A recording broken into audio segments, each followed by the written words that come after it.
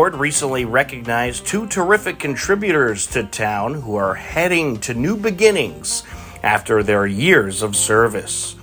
Bob Hamilton, who was essential in helping us at HCAM for the last several years, broadcast our town government meetings, and Hopkinton's water and sewer manager since 1985, Eric Carty, who will soon be retiring. I want to take a minute and thank a couple of folks that are here with us this evening. Bob Hamilton has been with HCAM and has helped us broadcast these meetings for many, many years.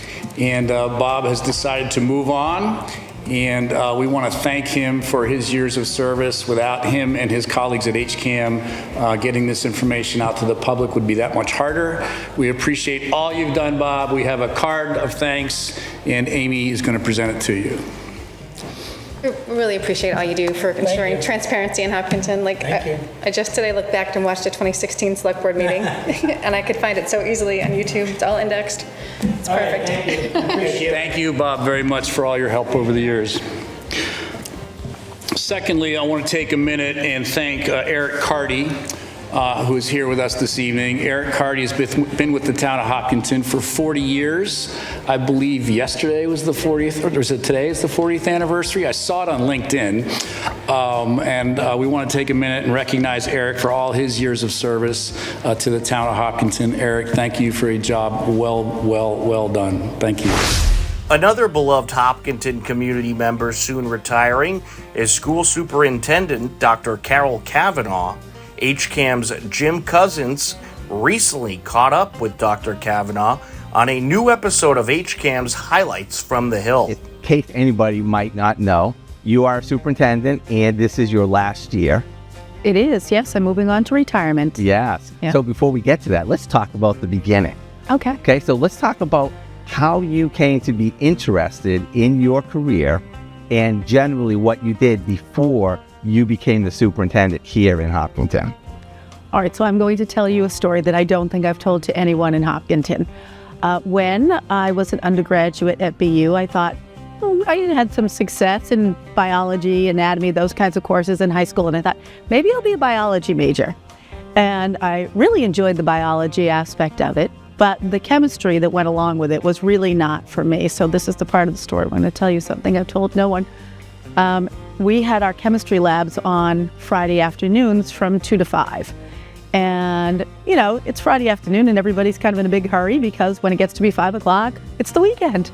So we were doing an experiment where we had to mix water and sulfuric acid, and you had to chill your sulfuric acid in an ice bath, a step that we may have omitted. And when that lab blew up, I said, chemistry is not for me. So I moved on to majoring in English with a minor in Latin language and literature. And when I graduated, I don't know what I expected to do with a degree that looked like that.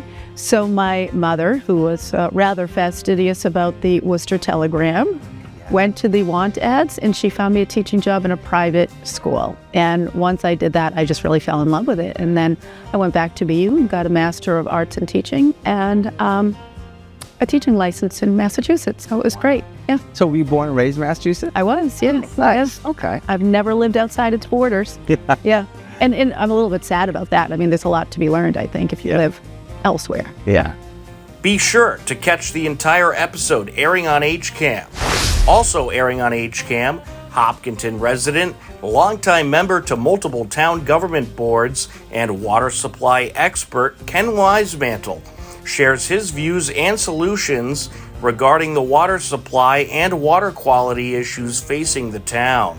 Why would you be interested in this topic? The Hopkinton DPW, Select Board, acting as water and sewer commissioners, and our consultants need to understand the interbasin transfer process and what can be approved as a project. The Hopkinton citizens and water customers also need to understand what town government is undertaking and the costs that are involved. The proposed connection for 2.7 million gallons a day of MWRA water does not meet the criteria needed for Water Resources Commission approval. We probably wasted a lot of engineering.